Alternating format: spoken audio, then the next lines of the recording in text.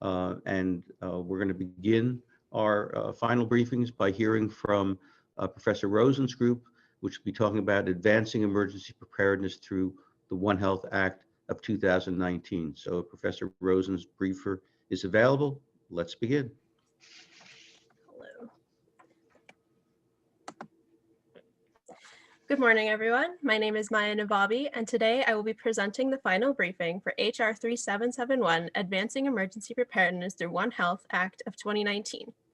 I'd like to thank my team members for all of their hard work, our manager Cecilia Magos and Mehek Agrawal, as well as our faculty advisor Louise Rosen for their guidance. I'll be going over the first year of implementation for this bill. In order to illustrate the first year of the One Health Act, I will first discuss the issue of zoonotic disease, then give detail about the One Health approach. I'll follow that with an explanation of the One Health Act of 2019, logistics of the bill, and finish with anticipated impacts of the first year.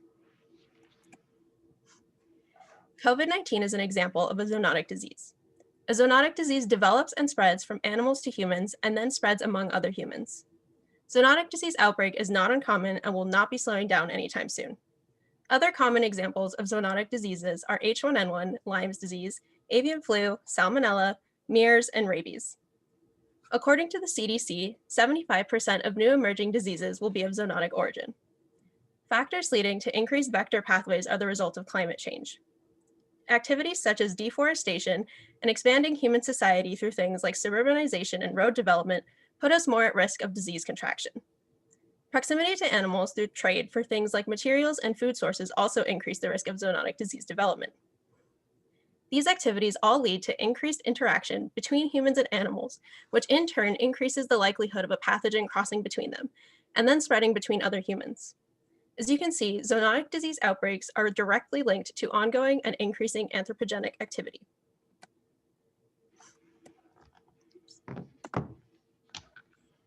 The understanding of the relationship between humans, animals, and the environment is not new. Elements of the One Health approach have been in development in the United States from as early as the 1940s, being further refined and eventually recommended as a response to the 2009 H1N1 swine flu pandemic outbreak. The basis of this approach is multi-agency collaboration, both within one country and internationally. This extends to the three pillars of prevention, preparation, and response through policy that builds on the relationship between humans and the world around us. Examples of activities using the One Health approach include policy regarding food safety and security, as well as disease surveillance during an outbreak. The One Health approach is at the heart of the One Health Act of 2019 and acts as a guide to future planning and decision-making for the government, ensuring that anticipated solutions to zoonotic outbreak is more than waiting for a vaccine. Since the H1N1 pandemic was declared over in 2010, there have been at least 37 other known zoonotic disease outbreaks from the US alone. As such, there is a need for specific legislation to address the increasing risk of outbreak at its roots. Advancing Emergency Preparedness through One Health Act was brought to the House floor in July 2019 by Senator Kurt Schrader with the intent to provide a long-term plan to handle zoonotic disease outbreak using the One Health approach. The first year of implementation is integral to organizing government coordination and activity for anticipated zoonotic disease emergence. The development of a One Health framework is the primary goal for the first year and sets the stage for the next 9. Key objectives towards the framework development include establishment of interagency collaboration, including federal agencies working together with local and regional partners to improve functional efficiency and equity. These goals will serve as the groundwork toward preventing, preparing for, and responding to future zoonotic disease outbreak. Holistic activities such as coordinated data reporting and capacity building will be possible because of overlapping work between government agencies and other relevant groups. The One Health Act of 2019 serves as a long-standing resource in order to act swiftly when the next zoonotic disease emerges.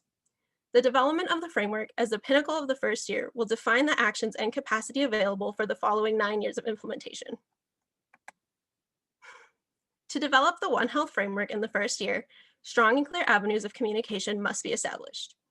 The creation of a federal steering committee to oversee all operations will act as a centralized network for decisions related to zoonotic disease outbreak through interagency collaboration.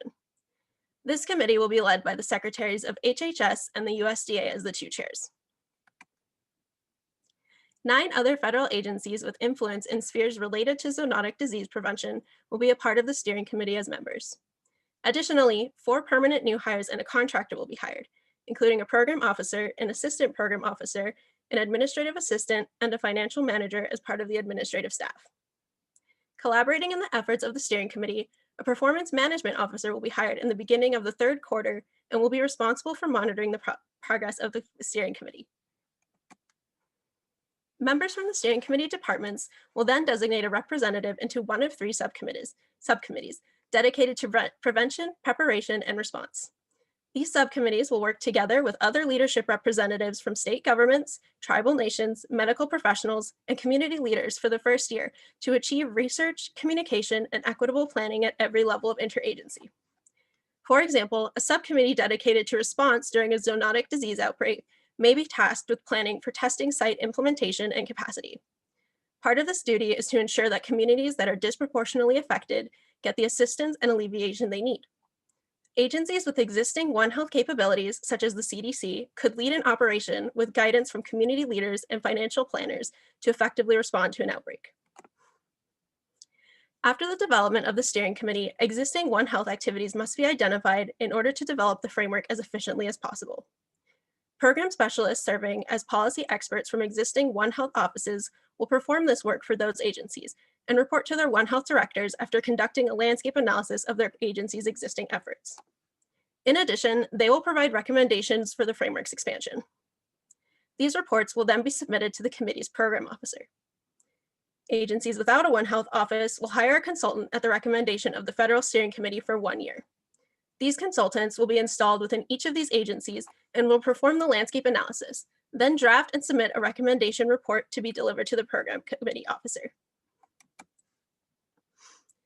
The first year of operation will cost approximately $3 million. The majority of this budget is dedicated to overhead costs and contingency funds for the first year. Additionally, a portion of this budget is allocated toward the hiring of 4 staff at the start of quarter 1. The first year of the One Health Act of 2019 is implemented in phases that are guided by output requirements as benchmarks in order to develop the One Health framework. The expected outcome of the initial phase includes the formation of the steering committee and subcommittees, as well as the hiring of consultants. Phase 2 will encompass a landscape analysis of each agency to expand One Health activities. Performance will be judged based on the subsequent report submissions to program officers within this time and evaluation of those findings. Phase 3 performance management will focus on the One Health framework draft being submitted and for quality of the framework's adjustment of the core components to the One Health approach. The 4th phase will see final revisions to the framework to be evaluated by the official submission of the One Health framework to Congress for publication. The 5th and final phase will be dedicated to implementing the entire framework, creating addendums and updating the progress on different agencies over the next 9 years, as stated in the bill. The first year of implementation for HR 3771, Advancing Emergency Preparedness through One Health Act of 2019, is critical to the following 9 years of execution. The development of the Federal Steering Committee at the beginning of the first year will allow for proactive action toward prevalent zoonotic disease, rather than waiting to respond to an existing public health threat. Structured organization will strengthen federal planning and response in areas related to zoonotic disease spillover. Interagency collaboration will then streamline communication in the development of the One Health framework in the first year. In turn, this will make health planning for zoonotic disease prevention, preparation, and response as efficient and comprehensive as possible. Finally, the first year of implementation will end with the full development of the One Health framework, rebuilding the federal government's ability to modernize, strategize, and provide a strong response in the case of another pandemic outbreak.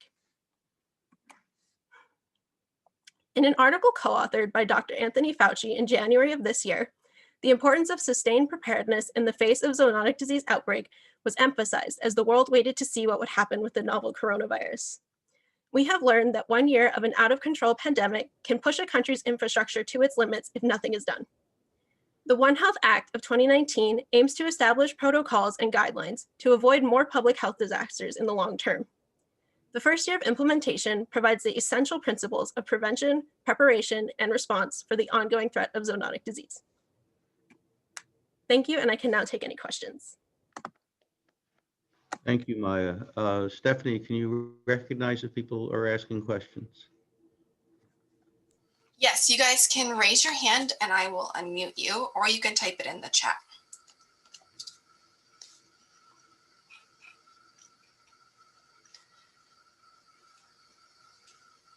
All right, we have a question from the CAS room.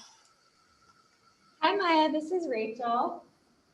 Great presentation. I was really interested in your steering committee of 9 agencies. So the administrative staff is going to be working between the 9 agencies and the secretaries of the USDA and HHS as far as kind of managing what everyone is doing. So that's, they're, I suppose, like the liaison to making sure everything stays organized and is going as planned. And then your other question was the program officer at the start of Q3, I believe. They'll be hired just to make sure everything is going along the timeline and making sure that every job is getting done. Cool, thanks. Jenny, did you have a question? Yes. Hi, great job, Maya. I was wondering if you could share more about the process for working to protect the most vulnerable communities you mentioned, and how collaboration, I think you mentioned, with tribal nations and other communities will work. Yeah, definitely. So, I mean, we all know that, you know, these kinds of public health threats don't affect everyone equally, unfortunately. And so I think with subcommittees focused on prevention, preparation, and response, they can integrate leaders from different communities that are hard hit more than others in order to kind of make sure that these communities are getting what they need. So for prevention, that might be looking at systemic reasons why, you know, certain underlying conditions are there, or why, what kind of infrastructural changes need to be made. Whereas preparation might be making sure that there's materials in these areas, or there's medical coverage in those communities as well. So integrating leaders from tribal nations and communities is really important to make sure that their voices are being heard within this process. Other Any questions? Any additional questions? Oh, we have a question from Alyssa. She was wondering if you found any similarities in this bill to the Obama-era Pandemic Preparedness and Response Act.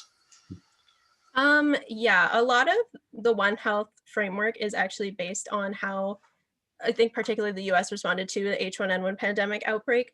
This I think goes a little bit further as far as prevention goes. And as far as what was developed after the H1N1 outbreak, so Obama's playbook, as he's mentioned, this is less of just a response plan and more of how do we stop this from happening at the roots? How do we make sure that what we're doing stops these diseases from emerging at such a high rate? Okay, thank you very much, Maya. Thank you to the group for excellent work over the course of the last 2 semesters.